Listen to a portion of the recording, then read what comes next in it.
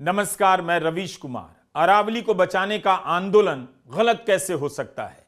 भ्रामक कैसे कहा जा सकता है? क्या किसी नदी या पहाड़ को बचाने का आंदोलन गलत हो सकता है? नदी और पहाड़ की परिभाषा तय करने में सरकार या सुप्रीम कोर्ट गलत हो सकते हैं, क्योंकि नदी और पहाड़ किसी सरकार ने नहीं बनाए, किसी कोर्ट के आदेश से नहीं बने। अगर 100 मीटर से कम को पहाड़ नहीं मानते हैं, अरावली नहीं मानते हैं, तो एक दिन यह भी कह दीजिए हम माउंट एवरेस्ट को टीला भी नहीं मानते। गोदी पत्रकारों से भरे इस आर्यावर्त में इसे भी सही ठहरा दिया जाएगा कि माउंट एवरेस्ट को सबसे ऊंचा शिखर कहना पश्चिमी सोच का परिणाम है। मैकॉले जिम्मेदार है। धार्मिक कथाओं में जिन पर्वतों का वर्णन है, असली पहाड़ तो वही हैं। पहाड़ हमारी आस्था में हैं, अरावली या हिमालय में नहीं। इन गोदी एंकरों का कोई ठिकाना नहीं, कब पत्रकार बन जाएं, कब कथावाचक और सुनाने लग जाएं कि जम्बू द्वीप आर्यावर्त अर्थात भारत में पहाड़ तो वह होता है जिसे हम समंदर के किनारे रेत से बनाते हैं और जिसकी पूजा करते हैं। लोग मान भी लेंगे, और उनके मान लेने या 10,000 लेकर वोट बेच देने को आप तर्क थोड़े ना मान लेंगे। दिल्ली के लोग मान लेंगे तो क्या सारी दुनिया दिल्ली भीगी बिल्ली हो गई है? कभी आपने अपने जीवन में सुना है कि किसी सरकार ने नदी बना दी? अपनी आंखों के सामने आपने नदी बनते देखी है? एक पहाड़ बनाया है इंसान और सरकार ने दिल्ली की सीमा पर गाजीपुर में। कचरे के इस पहाड़ को अगर कोई कमेटी अरावली का पार्ट घोषित कर दे तो दिल्ली वाले खुशी के मारे थाली बजाने लग सकते हैं। अरावली भारत की शानदार विरासत है, आज से नहीं कई दशकों से काटी जा रही है। वह भी गलत है, और इसे काटे जाने का तरीका खोजना या आने वाले कल तक जारी रखना भी गलत है। अरावली को लेकर 2 लड़ाइयां चल रही हैं। राजस्थान की जनता सड़कों पर उतरी तो इंस्टाग्राम में रील बनाने वालों ने तूफान मचा दिया। एआई से अरावली बना बनाकर फिल्मी संवाद भर दिए गए, और यह मुद्दा युवाओं को अपने भीतर नेता देखने का मौका भी दे रहा है। लेकिन दिलचस्प है कि निकोबार नहीं, हसदेव नहीं, उत्तराखंड नहीं, मुंबई के मैंग्रोव नहीं, इंस्टा पर अरावली इतना क्यों छा गई है, इसे भी समझने की जरूरत है। लेकिन इसे बिल्कुल समझने की जरूरत नहीं कि एक गोदी एंकर दूसरे एंकर की सैलरी को लेकर ताने क्यों दे रहा है। दूरदर्शन में किसे 15 करोड़ मिल रहा है? अर्नब गोस्वामी ताने क्यों मार रहे हैं? नाम लेकर क्यों नहीं बोल रहे? और प्रधानमंत्री मोदी से सवाल क्यों नहीं कर रहे कि दूरदर्शन के इस एंकर को 15 करोड़ क्यों मिल रहा है? किस कानून और नियम के तहत मिल रहा है? जब इसकी खबर आई तो क्या अर्नब गोस्वामी ने इसे लेकर सवाल उठाए थे, बहस की थी? अरावली की आड़ में 15 करोड़ को क्यों टारगेट कर रहे हैं? इसलिए इन बातों का कोई मतलब नहीं। अगर 15 करोड़ लेकर दूरदर्शन वाला सवाल नहीं पूछ रहा है तो उसी सरकार के पैसे से गोदी चैनलों को जो विज्ञापन मिलता है उसके कारण तमाम चैनल तमाम मुद्दों पर सरकार से सवाल नहीं पूछते हैं। किसानों के प्रदर्शन को गोदी मीडिया ने आतंकवादी कहा, कभी हसदेव के पेड़ और खदान बचाओ आंदोलन को विकास विरोधी करार देता है। यह गोदी मीडिया दरअसल जनता के बीच अपनी लाज बचा रहा है कि वह जनता की बात कर रहा है, अरावली का दुख प्रकट कर रहा है। अगर इसी मीडिया से आप कह दें निकोबार में लाखों पेड़ काटे जाने वाले हैं, हजारों वर्ष पुरानी विरासत मिट सकती है, तब वह चुप हो जाएगा। सोनिया गांधी ने हिंदी और अंग्रेजी में निकोबार को लेकर लेख लिखा। क्या अठन्नी चवन्नी को लेकर लड़ने वाले 2 गोदी एंकर, जिनमें से एक 15 करोड़ को लेकर गाली दे रहा है और एक लोकतंत्र को ही गाली दे रहा है, निकोबार के लिए बहस कर सकते हैं? इसीलिए फालतू की बहसों से निकलिए, छोड़िए गोदी एंकर एक दूसरे को क्या कह रहे हैं। जिनसे यमुना की चिंता नहीं हो सकी, ना हवा की, वो अरावली की चिंता नहीं कर सकते। दिल्ली में यमुना का हाल आपने देखा। छठ के समय कैसे तालाब बनाकर पानी साफ होने का दावा किया गया, और गोदी चैनल के एंकर गए थे घाट पर माहौल बनाने, मगर सौरभ भारद्वाज जो आम आदमी पार्टी के पूर्व विधायक हैं, उनको वीडियो बनाना पड़ा कि तालाब में पानी कहीं और से लाया जा रहा है, यमुना का साफ पानी नहीं है। जनता को धोखा दिया जा रहा है। छठ की बात गई, बिहार चुनाव बीत गया, यमुना की चिंता समाप्त हो गई। उसी राजस्थान से स्क्रोल के श्री गिरीश जलिहल ने रिपोर्ट की कि अदानी समूह के खिलाफ फैसला देने वाले जज दिनेश कुमार गुप्ता का उसी दिन तबादला कर दिया गया। मामला भी समझिए कि था क्या। जयपुर कमर्शियल कोर्ट के जज दिनेश कुमार गुप्ता ने फैसला दिया कि अदानी की कंपनी ने सिर्फ ट्रांसपोर्टेशन के नाम पर राजस्थान सरकार से 1400 करोड़ की कीमत वसूल ली, जो गलत वसूली गई। 2007 में राजस्थान राज्य विद्युत उत्पादन निगम लिमिटेड को छत्तीसगढ़ के हसदेव के जंगलों में कोयले के खनन के लिए एक ब्लॉक आवंटित किया गया। इस निगम ने अदानी ग्रुप के साथ साझेदारी की। इसके तहत अदानी समूह को खदान से लेकर मेन रेलवे लाइन तक की एक कनेक्टिंग लाइन बनानी थी, जो कई साल तक नहीं बनाई गई, जबकि खनन 2013 में ही शुरू हो गया। अब कोयला लाने के लिए दोनों पार्टनर एक निजी कंपनी को ठेका देते हैं। जो लाइन अदानी समूह को बनानी थी वो नहीं बनाई गई और सड़क से कोयला भेजने का 1400 करोड़ का खर्चा राजस्थान सरकार पर डाल दिया गया। जब कुछ विलंबित पेमेंट पर इंटरेस्ट देने की बात आई तो निगम ने मना किया और 2020 में मामला कोर्ट पहुंचा। लंबी सुनवाई के बाद जज दिनेश कुमार गुप्ता ने फैसला सुनाया, 1400 करोड़ का खर्च अदानी समूह द्वारा भरा जाना चाहिए, क्योंकि रेलवे साइडिंग बनाने की जिम्मेदारी उनकी थी। यह सब स्क्रॉल से पढ़कर बता रहा हूं। जज ने अदानी की कंपनी पर 50 लाख का जुर्माना लगाया और डील के सीएजी द्वारा ऑडिट के आदेश दिए।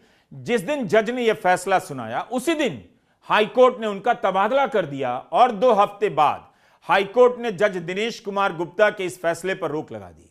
इस पर कोई बहस नहीं कि अदानी के खिलाफ फैसला देने से क्या एक जज का तबादला कर दिया जाएगा।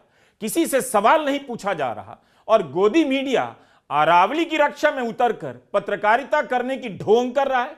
दिल्ली के बीचों बीच से गुजरती है अरावली की श्रृंखलाएं, तब भी दिल्ली वाले दावा नहीं कर सकते कि वे अरावली के बारे में बहुत कुछ जानते हैं। अरावली को प्लॉट काटने और काट कर टाइल्स बनाने का पहाड़ बना लिया, जिसके कटते रहने को देखा सबने, मगर रोका किसी ने नहीं। अरावली की श्रृंखला 4 राज्यों से गुजरती है, दिल्ली, हरियाणा, राजस्थान और गुजरात में अहमदाबाद के पास जाकर खत्म होती है। माउंट आबू में 1722 मीटर का शिखर इसका सबसे ऊंचा शिखर माना जाता है। अरावली अपनी ऊंचाई के कारण नहीं, बल्कि अपने निरंतर विस्तार के कारण एक जरूरी पर्वत श्रृंखला के रूप में जानी जाती है। क्यों एक्टिविस्ट, पर्यावरणविद, वैज्ञानिक सुप्रीम कोर्ट के फैसले से बेचैन हैं, हम इस वीडियो में बात कर रहे हैं।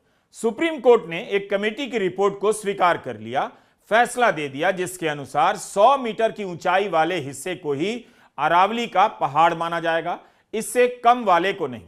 कहा जा रहा है कि इससे अरावली की कटाई तेज गति से शुरू हो जाएगी। ऐसे ही पहले से होते रहने के कारण कई जगहों से अरावली की पहाड़ियां गायब हो चुकी हैं। पर्यावरण मंत्री भूपेंद्र यादव कहते हैं, अरावली के कुल 1.44 लाख वर्ग किलोमीटर क्षेत्र में मात्र 0.19% हिस्से में ही खनन हो सकती है, बाकी अरावली पूरी तरह सुरक्षित है। कुछ YouTube चैनल ने और कुछ लोगों ने एक कंफ्यूजन खड़ा कर दिया कि 100 मीटर का अर्थ होगा टॉप के 100 मीटर। ऐसा नहीं है। उसका जो बेस स्ट्रक्चर है, जो पर्वत का बेस स्ट्रक्चर है, अगर वो जमीन के अंदर भी 20 मीटर है, वहां से लेके 100 मीटर तक प्रोटेक्शन है। तो जो 100 मीटर का प्रोटेक्शन है, जो लोगों ने कंफ्यूजन करा है कि मतलब ऊपर का 100 मीटर है, नीचे खुदाई कर सकेंगे, वो नहीं। मैं आपको फिर क्लियर कर रहा हूँ। 100 मीटर का अर्थ है टॉप 100 मीटर से बॉटम के अंदर तक जो उसका पूरा फैलाव है। पहाड़ी तो ऐसे होती है, तो उसका बॉटम तो बड़ा होता है, जहां तक उसका बॉटम जाएगा वहां से लेके 100 मीटर तक प्रोटेक्शन है। और अगर एक पहाड़ी और दूसरी पहाड़ी के बीच में 500 मीटर का गैप है, तो वो जमीन भी अरावली रेंज मानी जाएगी। इस डेफिनेशन के आने के बाद 90% से ज्यादा एरिया प्रोटेक्टेड एरिया में आ गया। 90% से ज्यादा। मेरा ये स्टेटमेंट लिख लीजिए, टोटल अरावली का एरिया 1,47,000 स्क्वायर किलोमीटर है। इसके बाद केवल अभी की जो मेरे पास 39 डिस्ट्रिक्ट है, केवल 217 किलोमीटर मतलब 2% में ही माइनिंग हो सकती है। दिल्ली में कोई भी माइनिंग अलाउ ही नहीं है, ना हो। मैं फिर दोहरा रहा हूं, दिल्ली के अरावली हिल्स में माइंस पूरी तरीके से बैन है। अरावली में लगभग 20 से ज्यादा फॉरेस्ट रिजर्व प्रोटेक्टेड एरिया वो एज इट इज रहेंगे। तो reserve area, protected area, even 100 metre भी पहले क्या होता था, जो लोगों ने करा था कि टॉप को छोड़ के नीचे खुदाई करते थे, तो वो एक तरीके से उसके चारों तरफ करते थे। अब वो भी नहीं कर सकेंगे। एक्सपर्ट भूपेंद्र यादव की इस बात से सहमत नहीं। उनका मानना है सुप्रीम कोर्ट के फैसले के मुताबिक जो नई परिभाषा तय हुई उससे अरावली का बड़ा हिस्सा खनन के लिए खुल जाता है। इस फैसले के अनुसार संरक्षित अरावली का दायरा अब सिकुड़ गया है। इंडियन एक्सप्रेस के जय मजूमदार ने फॉरेस्ट सर्वे ऑफ इंडिया के आंकड़ों का विश्लेषण किया है। 15 जिलों में 1 लाख से अधिक पहाड़ियों की ऊंचाई 20 मीटर से नीचे है। 20 से 60 मीटर के बीच करीब 20,000 से कुछ अधिक पहाड़ियां हैं। 100 मीटर से ऊंची पहाड़ियों की संख्या 1048 ही है। इसके अनुसार तो अरावली गायब ही हो जाएगी। दैनिक भास्कर ने अरावली के इलाके में काम करने वाले पर्यावरणविदों से बात की है। अरावली का 2/3 हिस्सा राजस्थान से गुजरता है। यहां 1,60,000 पहाड़ियां हैं। इनका कहना है 25% अरावली पहले ही तबाह हो चुकी है। 90% पहाड़ियां नई परिभाषाओं से बाहर हो सकती हैं, यानी जहां खुलकर खनन हो सकता है, इसलिए इनके अस्तित्व को खतरा है। अफसोस की बात है कि सुप्रीम कोर्ट ने कहा कि अगर हम पूरी तरह बैन लगा देंगे तो अवैध रूप से खनन होने लग जाएगा। इससे भू माफिया, खनन माफिया पैदा हो जाएंगे, अपराध बढ़ जाएगा। इस बात के लिए कोर्ट की आलोचना हो रही है। अवैध खनन नहीं रुक सकता तो खनन की इजाजत दे दी जाए। इस हिसाब से तो कुछ लोग पटाखे छोड़ेंगे ही, तो क्या पटाखों पर बैन नहीं लगने चाहिए? और सुप्रीम कोर्ट का ही आदेश अगर दिल्ली में लागू ना हो, रात 10 बजे के बाद भी लोग पटाखे छोड़ते चले जाएं, तो क्या पटाखे छोड़ने की खुली छूट दे दी जाए? क्या सरकार पर भरोसा नहीं कि वह अवैध खनन वालों पर रोक लगा सकती है? अरावली में अवैध खनन का इतिहास बहुत पुराना है। इसी वजह से इन राज्यों में रहने वाले लोग अरावली को लेकर आए इस नए आदेश से बेहद चिंतित हैं। उन्हें लगा कि यह अंतिम हमला है और इसके बाद कुछ बचाने के लिए नहीं बचेगा।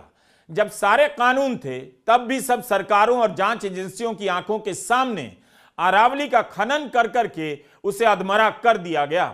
अब अगर 100 मीटर की परिभाषा लागू होगी तो अरावली को कानून के सहारे मिटा दिया जाएगा। 2018 में सुप्रीम कोर्ट की एक समिति ने पाया कि 50 वर्षों के भीतर अरावली की 128 में से 31 पहाड़ियां हमेशा के लिए खत्म हो गई हैं। अवैध खनन और डायनामाइट के इस्तेमाल से इन पहाड़ियों का नामो निशान मिटा दिया गया। इनकी जगह दिल्ली की रिज में खाली गैप पैदा हो गए, जहां से थार के रेगिस्तान की मिट्टी दूसरी तरफ आने लगी। इसी साल मई के महीने में पीपल फॉर अरावली नाम के संगठन ने हरियाणा सरकार और पर्यावरण, वन और जलवायु परिवर्तन मंत्रालय को एक रिपोर्ट सौंपी, जिसमें बताया गया कि लाइसेंस प्राप्त खनन ने 7 में से 2 जिलों में अरावली को समाप्त कर दिया है। चरखी दादरी और भिवानी में लाइसेंस प्राप्त खनन से यह हालत हुई है। 2009 में सुप्रीम कोर्ट द्वारा प्रतिबंध लगाए जाने से पहले गुरुग्राम, नूह और फरीदाबाद के इलाकों में अवैध खनन ने अरावली को बहुत नुकसान पहुंचाया है। 2020 से लेकर अब तक अकेले राजस्थान में अरावली में अवैध खनन को लेकर 2096 मामले पकड़े जा चुके हैं। क्या माफियाओं के आगे सरकारी सिस्टम इतना लाचार हो गया है? इनके खिलाफ कार्रवाई नहीं कर पा रहे तो इनकी सुविधा के लिए अरावली के खनन को सुविधाजनक बनाया जा रहा है। देखते देखते सबकी आंखों के सामने अरावली का वजूद मिट रहा है। मई 2024 में तत्कालीन चीफ जस्टिस BR गवई ने तय किया कि अरावली में खनन और खनन की याचिकाओं को मिलाकर इस मामले को एक साथ सुनते हैं। उन्होंने ही तय किया कि सारी एजेंसियां मिलकर बताएं अरावली श्रृंखला की परिभाषा तय की जा सके। इसके लिए एक कमेटी बनी जिसमें वन मंत्रालय, पर्यावरण मंत्रालय, राज्यों के वन मंत्रालयों, forest survey of India, geological survey of India और सेंट्रल एम्पावर्ड कमेटी को शामिल किया गया। आधार यह था कि अरावली किसे कहें, इसकी कोई सर्वमान्य परिभाषा नहीं है, अब तय होनी चाहिए। चारों राज्यों में अलग अलग पैमाने हैं। 21 नवंबर को तत्कालीन chief justice BR Gavai, justice NV Anjaria, justice K Vinod Chandran ने अरावली की परिभाषा पर कमेटी की रिपोर्ट स्वीकार कर ली। इसके अनुसार अरावली जिलों में भूमि का वह स्वरूप है जिसकी ऊंचाई 100 मीटर या उससे अधिक होगी, अरावली की पहाड़ी मानी जाएगी। 500 मीटर की दूरी पर 2 या 2 से अधिक अरावली की पहाड़ियां होंगी तो अरावली रेंज कहेंगे। 3 अरब साल पहले से अरावली बनने लगी थी। माना जाता है यह 2 अरब साल से मौजूद है। राजस्थान, गुजरात, हरियाणा और दिल्ली का अस्तित्व कब आया? याद कीजिए, ये राज्य अरावली की परिभाषा तय कर रहे हैं क्योंकि खनन करना है। हरियाणा ने अरावली की परिभाषा तय नहीं की। हरियाणा के एक सेवानिवृत्त वन अधिकारी एमडी सिन्हा का बयान अखबार में छपा है कि ऊंचाई से अरावली को तय करने का कोई वैज्ञानिक आधार नहीं, तार्किक भी नहीं। एमडी सिन्हा कहते हैं कि इसी सुप्रीम कोर्ट ने पहले परिभाषित कर देने से इनकार कर दिया और इसकी निरंतरता को ही अरावली का लक्षण माना, जो दिल्ली से लेकर गुजरात तक फैली हुई है। 100 मीटर की ऊंचाई वाला सुझाव राजस्थान सरकार ने पहले भी दिया था। पूर्व मुख्यमंत्री अशोक गहलोत ने इसके बारे में बयान जारी किया है। 2010 के अंदर एफिडेविट दिया गया था 16 फरवरी को। 3 दिन में ही 19 तारीख को ही 2010 को सुप्रीम कोर्ट ने उसको खारिज कर दिया, जो 100 मीटर की रेंज में माना गया था अरावली को। उसके बाद में क्या जरूरत पड़ी कि 2024 के अंदर उसी परिभाषा को, जो खारिज हो चुकी थी सुप्रीम कोर्ट में, स्टेट गवर्नमेंट की सिफारिश पर, भाजपा की स्टेट गवर्नमेंट की सिफारिश पर केंद्र सरकार ने उसी को पैरवी के लिए सुप्रीम कोर्ट में ले गए। दुर्भाग्य से सुप्रीम कोर्ट ने उसको एक्सेप्ट कर लिया और हाहाकार मचा हुआ सब जगह, क्योंकि अगर अरावली नहीं बचेगी तो आप सोच सकते हो कि उसके परिणाम क्या होंगे वर्तमान पीढ़ी के लिए भी, आने वाली पीढ़ियों के लिए भी। अरावली खाली पहाड़ नहीं है, ये जीवन रेखा है राजस्थान के लिए भी और जो अन्य प्रदेश है, चाहे गुजरात हो, चाहे वो दिल्ली हो, चाहे हरियाणा हो। इसलिए हमें सोचना पड़ेगा किस प्रकार से इस फैसले पे पुनर्विचार करने के लिए मजबूर करें सुप्रीम कोर्ट को भी। उसके लिए भारत सरकार को आगे आना चाहिए। पर्यावरण मंत्री भूपेंद्र यादव राजस्थान के हैं। राजस्थान के ही हैं पूर्व मुख्यमंत्री अशोक गहलोत। दोनों के बीच डीपी युद्ध छिड़ा हुआ है। अशोक गहलोत ने ट्विटर पर अपनी तस्वीर हटाकर #सेव अरावली का स्टिकर लगा दिया और पर्यावरण मंत्री भूपेंद्र यादव ने भी जवाब में #अरावली इज सेफ नाम से स्टिकर लगा दिया। आज आप सिर्फ सेव अरावली डीपी बदलने से काम नहीं चलता है, काम चलता है दृढ़ इच्छा शक्ति से, काम चलता है काम करने से। इस तरह से मत बरगलाइए हमारे राजस्थान के भाई बहनों को। हम आपसे कहना चाहते हैं, हम किसी भी तरह से अरावली के साथ छेड़छाड़ नहीं होने देंगे। यही चल रहा है, जबकि कोई पूछने वाला नहीं, बताने वाला नहीं कि पिछले 10 साल में, 20 साल में अरावली कहां कहां गायब कर दी गई। इसलिए कि अरावली के साथ क्या कोई आस्था नहीं जुड़ती, इसके अस्तित्व को निर्ममता से कुचल दिया जाए। इसकी पहाड़ियों पर मंदिर बने होते, तीर्थ स्थान होते, तब क्या यही फैसला आता? हम पहाड़ों और नदियों को प्रकृति के नजर से नहीं देखते, धर्म की नजर से देखते हैं। और तब भी जाकर देखिए उत्तराखंड में विकास के नाम पर पहाड़ों के साथ क्या हो रहा है, क्यों बादल फटने की घटनाएं बढ़ रही हैं और धराली जैसे गांव कस्बे लापता हो रहे हैं। सुप्रीम कोर्ट की मदद कर रहे वरिष्ठ वकील के परमेश्वर ने अरावली की नई परिभाषा का विरोध किया। उनका कहना था कि इसके पहले 2010 में फॉरेस्ट सर्वे ऑफ इंडिया ने 3 आधार पर अरावली की परिभाषा तय की, उसे ही मानना चाहिए। अगर 100 मीटर का मानक माना गया तो अरावली की सभी पहाड़ियां जो इससे कम की होंगी उनका खनन होने लग जाएगा। फॉरेस्ट सर्वे ऑफ इंडिया के अनुसार पहाड़ का स्लोप यानी ढलान 3 डिग्री से अधिक होना चाहिए। पहाड़ी के आसपास 100 मीटर का बफर इलाका होना चाहिए और घाटी की चौड़ाई 500 मीटर होनी चाहिए। अरावली का वजूद उसकी निरंतरता में है। अगर बीच की पहाड़ी को आप इस आधार पर मिटा देंगे कि उसकी ऊंचाई 100 मीटर से कम है, तब अरावली की निरंतरता टूट जाएगी। अगर कमेटी की परिभाषा स्वीकार कर ली गई तो अरावली क्षेत्र के पर्यावरण और पारिस्थितिकी दोनों ही खतरे में पड़ जाएंगे। इसके जवाब में भारत सरकार की वकील ऐश्वर्या भाटी ने कहा कि नई परिभाषा में ज्यादा क्षेत्रों को शामिल किया गया है। पुरानी परिभाषा के अनुसार अरावली रेंज का बड़ा हिस्सा बाहर रह गया था। सुप्रीम कोर्ट ने सरकार और कमेटी का पक्ष स्वीकार कर लिया। इस बात का सटीक अंदाजा नहीं मिलता कि पुरानी परिभाषा के हिसाब से कितना इलाका था, नई परिभाषा के हिसाब से कितना इलाका आया है। बात यहां 100 मीटर की ऊंचाई की है। इसे ही लेकर आपत्ति हो रही है कि इससे कम की पहाड़ियों को खनन माफिया के बाद अब खनन कंपनियों को सौंप दिया जाएगा तो कानून की आड़ में अरावली का वजूद समाप्त होना शुरू हो जाएगा। आप सभी को इंडियन एक्सप्रेस में जय मजूमदार की रिपोर्ट पढ़नी चाहिए, इससे और बातें स्पष्ट होती हैं। जय बता रहे हैं कि पर्यावरण मंत्रालय ने इस परिभाषा के आसपास कितना खेल किया है। मामला जरा टेक्निकल है, लेकिन इन तकनीकी बातों के आधार पर पहली बार पहाड़ों और जंगलों के साथ यह खेल नहीं खेला गया, पहले भी खेला गया। पता होता है कि आम जनता इन तकनीकी बातों को समझ नहीं पाती और विकास की दवाई समझकर गटक जाती है। अब तो लोग 10,000 लेकर वोट भी बेच आते हैं, तो जनता को चुप कराना पहले से अधिक आसान हो गया है, सस्ता भी। फॉरेस्ट सर्वे ऑफ इंडिया की पुरानी परिभाषा के अनुसार किसी भी इलाके को पहाड़ी घोषित करने के लिए 3 डिग्री की ढलान का पैमाना इस्तेमाल किया जाता था। इस परिभाषा का विरोध करते हुए मंत्रालय ने अदालत में कहा, अगर आप 4 राज्यों के 34 जिलों में अरावली के औसत स्लोप को देखेंगे तो 12 जिले इस परिभाषा में नहीं आ पाएंगे। अब देखिए यहां क्या चालाकी की गई। इंडियन एक्सप्रेस के जय मजुमदार की रिपोर्ट सरकार की इस चालाकी की पोल खोलती है। किसी भी जिले में अरावली उसके छोटे से हिस्से से निकलती है, बाकी सारा जिला तो सपाट मैदान ही होता है।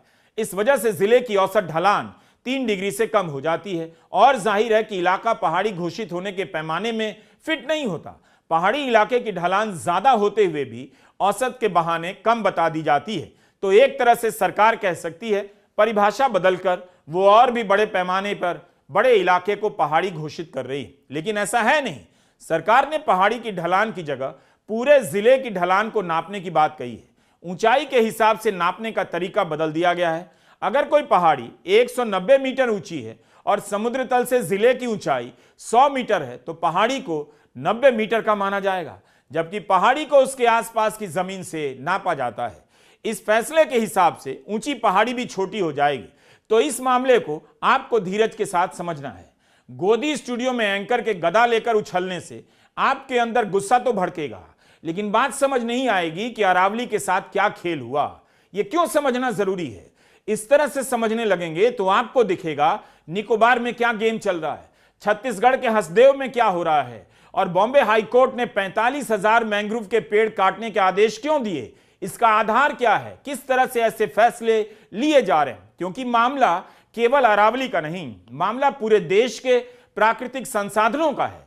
इसी मोदी सरकार ने जंगल गिनने का तरीका बदल दिया। जंगलों में किस तरह से खनन होगा उस पर वहां रहने वाले लोगों के अधिकारों को कमजोर किया गया। उस पर कोई गोदी एंकर गदा लेकर स्टूडियो में नहीं कूद रहा है। दरअसल हम सभी इस बात से अनजान हैं कि अरावली के साथ क्या हो रहा है। गोदी मीडिया का मुख्यालय अरावली रेंज से बहुत दूर नहीं, लेकिन उसके कैमरे भी कभी उन माफियाओं की तलाश में नहीं गए जो अवैध रूप से खनन करते रहे, और उन अफसरों और मंत्रियों के पीछे नहीं गए जो तरह तरह के नियम बना रहे थे ताकि कानूनी रूप से अरावली का खनन किया जा सके। पहाड़ काटो, जंगल काटो और बनाओ सफारी पार्क। सबको पता है कि दिल्ली वालों के बच्चे अपने अपने स्कूलों में हर साल पर्यावरण पर ड्राइंग बनाते हैं। ड्राइंग कंपटीशन होता है, मम्मी पापा को अच्छा लगता है। बच्चे ने जंगल बनाया, शेर का फोटो बनाया, फूलों का फोटो बनाया। पॉलिटिक्स से बचने का बहाना मिल जाता है कि हम पॉलिटिक्स से दूर रहते हैं, बस पर्यावरण की चिंता करते हैं। अब वहां भी बात करने के लिए हवा उन्हें पॉलिटिक्स की तरफ धकेल रही है। जा नहीं रहे। यमुना पर चुप रहे, अरावली पर भी कब तक चुप रहेंगे। 2022 से हरियाणा के नूह में सफारी पार्क बन रहा है, जिसे लेकर 30 से अधिक वन अधिकारियों ने प्रधानमंत्री मोदी और पर्यावरण मंत्री को भी पत्र लिखा है। मोदी सरकार से सवाल करने से भाग रही दिल्ली की जनता को विपक्षी दल बहुत खूब समझ रहे हैं। इसीलिए समाजवादी पार्टी के अध्यक्ष अखिलेश यादव ने दिल्ली की जनता के नाम पत्र लिखा है अरावली को बचाना, दिल्ली के भविष्य को बचाना है, नहीं तो एक एक सांस लेने के लिए संघर्ष कर रहे दिल्ली वासी स्मॉग जैसे जानलेवा हालात से कभी बाहर नहीं आ पाएंगे। आज एनसीआर के बुजुर्ग, बीमार और बच्चों पर प्रदूषण का सबसे खराब और खतरनाक असर पड़ रहा है। यहां का विश्व प्रसिद्ध हॉस्पिटल और मेडिकल सर्विस सेक्टर तक बुरी तरह प्रभावित हुआ है। जो लोग बीमारी ठीक करने दिल्ली जाते थे वो अब और बीमार होने नहीं आ रहे। अरावली के जानकारों का कहना है कि राष्ट्रीय राजधानी क्षेत्र के लिए नया क्षेत्रीय प्लान बन रहा है। जानकारों का मानना है कि नई परिभाषा का इस्तेमाल अरावली की कीमत पर रियल एस्टेट का नया धंधा खड़ा करने में होगा। अरावली की कटाई तेज होगी और वहां हाउसिंग सोसाइटी बनेगी। सुप्रीम कोर्ट के फैसले का इस्तेमाल कर खनन के अलावा रियल एस्टेट के लिए जोन बनाया जाने लगेगा। टाइम्स ऑफ इंडिया की रिपोर्ट में सेवानिवृत्त वन संरक्षक आरपी बलवान का कहना है गुरुग्राम और फरीदाबाद के 90 से 95% क्षेत्र इस परिभाषा के कारण खुल जाएंगे और पहाड़ियों को काटा जाने लगेगा। सबसे बड़ी चिंता यह है, सुप्रीम कोर्ट से ही अरावली को संरक्षण मिला है। अरावली के लिए लड़ने वालों ने दशकों कानूनी लड़ाइयां लड़ी, तब जाकर यह हासिल हुआ। अब सुप्रीम कोर्ट के आदेश से ही खतरा लगने लगा है। रस्किन बॉन्ड की कहानी है डस्ट ऑन द माउंटेन, कई दशक पहले लिखी गई, आज सही साबित हो रही है।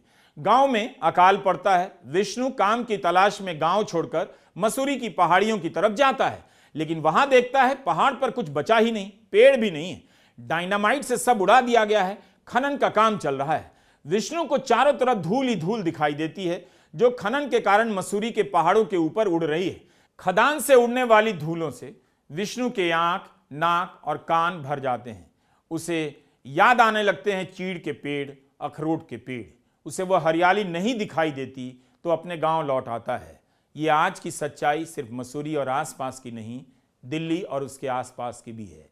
ऐसी अनेक कहानियां सच साबित हो रही हैं। हम नदियों को खत्म कर उनकी परिभाषा गढ़ रहे हैं, उनके पानी में जहर मिलाकर साफ करने के नए मानक बना रहे हैं। सबको पता है यह काम कितना मुश्किल है। हवा में जहर फैल चुका है, सबको दिख रहा है। ये आने वाले कल की बातें नहीं, बल्कि जिससे आना था वो हमारे सामने है, वो हमारे सामने खड़ा है। जब लोग फेफड़े के कैंसर से नहीं डरे, तो क्या उन्हें इस बात से डर लगेगा कि जमीन के नीचे का पानी सूखता जा रहा है? यह कोई आज की खबर है। पिछले 15 साल से दिल्ली और आसपास के इलाकों में हर गर्मी में इसकी खबरें छपती। लोगों को सब पता है, लेकिन उन्हें यह भी पता है कि अब बोलना मुश्किल हो गया है। ये वही लोग हैं जो सवाल करने वालों को देशद्रोही कहा करते थे, इसलिए अब खुद नहीं बोल पा रहे हैं। इसलिए लोग इंस्टा पर जाकर रील बना रहे हैं, रील के डायलॉग लिख रहे हैं, रील में म्यूजिक डाल रहे हैं जोश भरने के लिए। 10 साल में दिल्ली की जनता कंटेंट बनकर रह गई है। थाली बजाने वाली जनता के सवालों पर इतनी जल्दी कौन यकीन करे? लेकिन अच्छी बात है, लोग बोलने लगे हैं, कम से कम रील ही बना रहे हैं। पता चल रहा है कि जनता बनने की तरफ लौट रही है, मगर वापसी का रास्ता बंद है। गोदी एंकर अरावली की होली खेल रहे हैं, रंग लगाकर रंग बदल रहे हैं, लेकिन इस इलाके की जनता अपने भविष्य की होलिका दहन कब तक देखेगी, स्वीकार करेगी? नमस्कार, मैं रवीश कुमार।